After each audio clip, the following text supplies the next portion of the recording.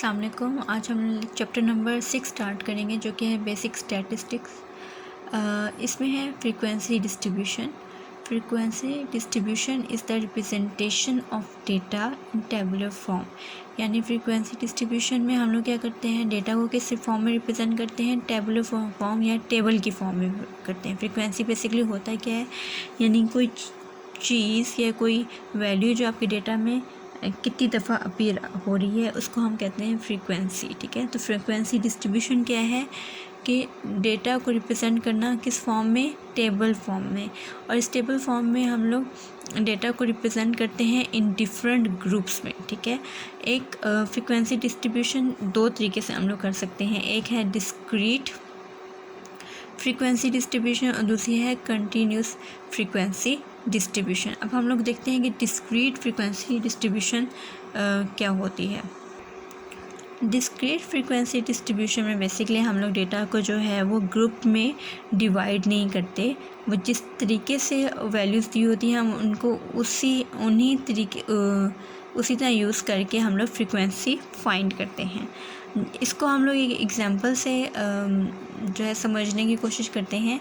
जैसे example number 1 है, the marks obtain by 30 students of class 10 in a class test are as follows. यानी एक class 10 है, उसके 30 स्टूडेंट्स हैं और उनके जो मार्क्स हैं वो हमें गिवन है।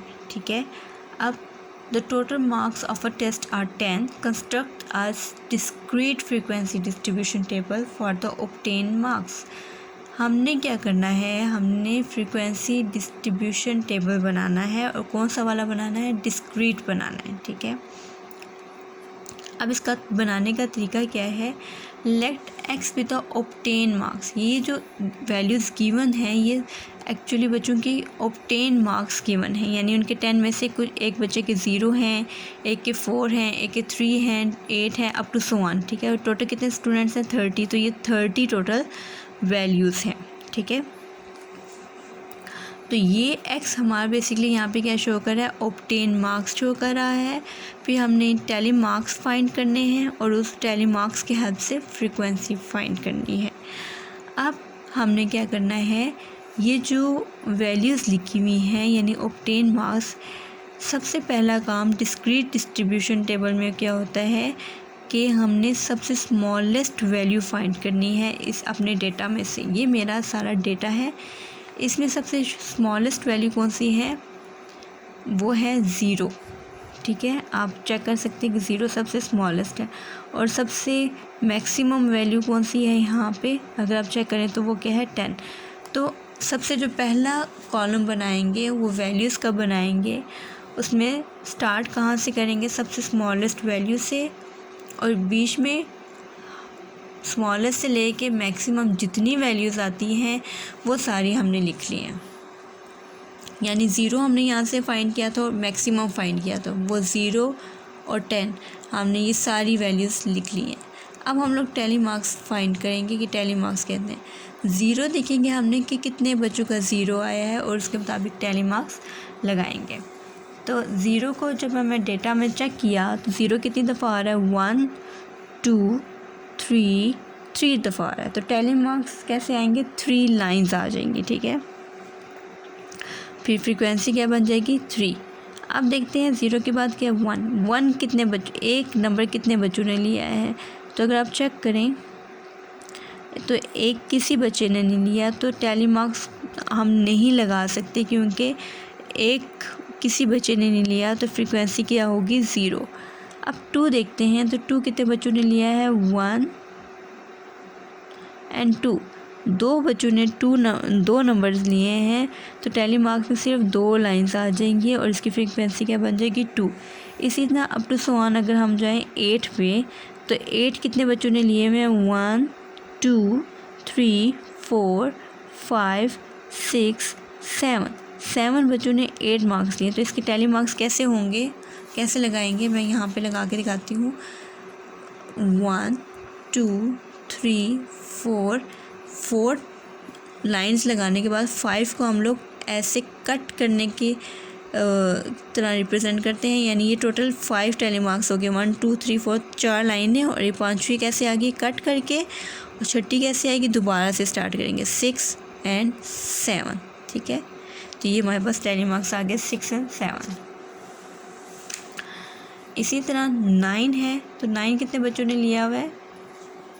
1 2 3 4 5 लोगों ने, तो इसके टैली मार्क्स क्या आ जाएगा? 1 2 3 4, और 5वीं लाइन कैसे आती है? कट करके 5 आ गया। ठीक है, अब फ्रीक्वेंसी साथ साथ हमने फाइंड की सबकी, तो फ्रीक्वेंसी को एंड पे जब सम करेंगे तो ये उतनी ही होनी चाहिए, इसका सम उतना ही होना चाहिए जितनी आपकी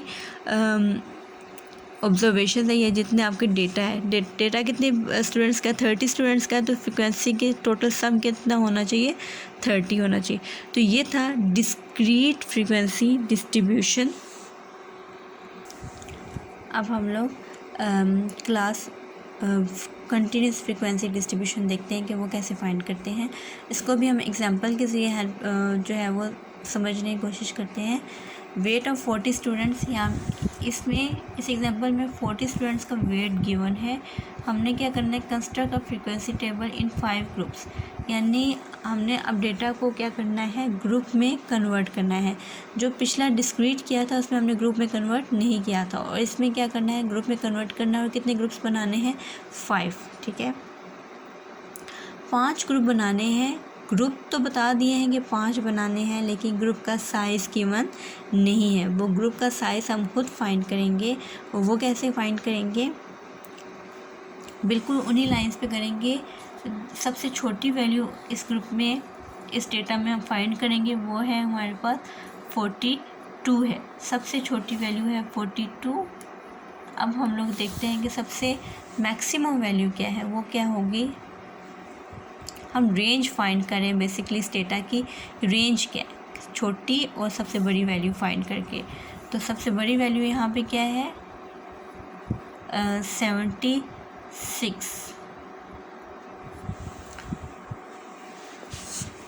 तो मैक्सिमम वैल्यू यहाँ पे क्या आ गई है?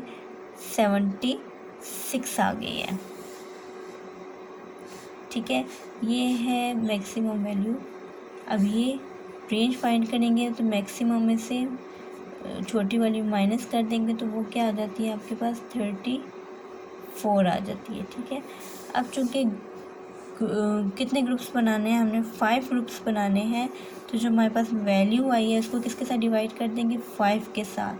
ठीक है, ये आपका क्या है? के, और ये क्या है? आपकी रेंज। ठीक है, इसको जब डिवाइड करेंगे 5 1 से 5 ये, तो ये आ जाता है 6.8 ये आ जाता है 6.8, जो कि 6 के इक्विवेलेंट होगी या 7 के इक्विवेलेंट होगी। तो हम इसको कर देते हैं कि ये 7 की, क्योंकि इंटरवल बनाना है, हम पॉइंट की फॉर्म में तो इंटरवल नहीं बना सकते।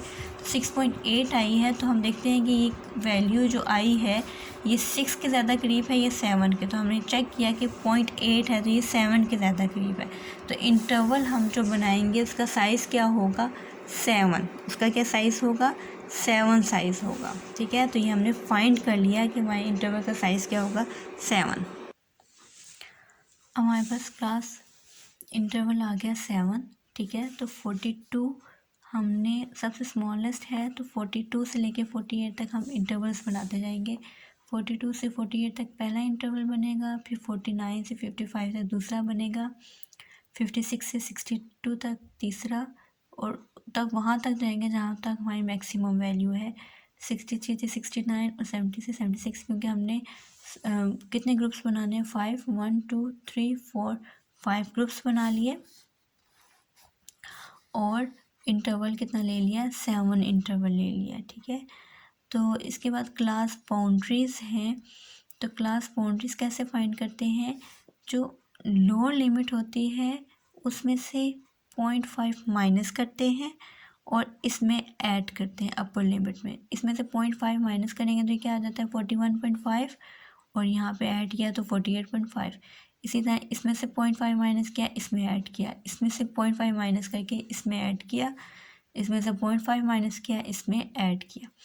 तो ये हमने क्लास बाउंड्रीज फाइंड कर ली, क्लास इंटरवल फाइंड किया, ठीक है, क्लास बाउंड्रीज फाइंड कर ली। अब हम देखते हैं 42 से लेके 48 तक जो ग्रुप है उसमें कितने स्टूडेंट लाए करते हैं, कितने स्टूडेंट्स का वेट आता है। तो 42 से लेके 48 तक जितनी वैल्यूज़ इस टेबल में है वो हमने यहाँ पे लिख दी। वो 42 है, 44 है, 2 दफ़ा आ रहा है, 47 2 दफ़ा आ रहा है, 48 आ रहा है। तो एक टोटल कितनी वैल्यूज़ बनती है, 1 2 3 4 5 6। तो 6 टैली मार्क्स लगा दी, 4 लाइन्स लगाई, 5वीं लाइन कट करते हैं और फिर एक 6, तो फ्रीक्वेंसी आ गई 6।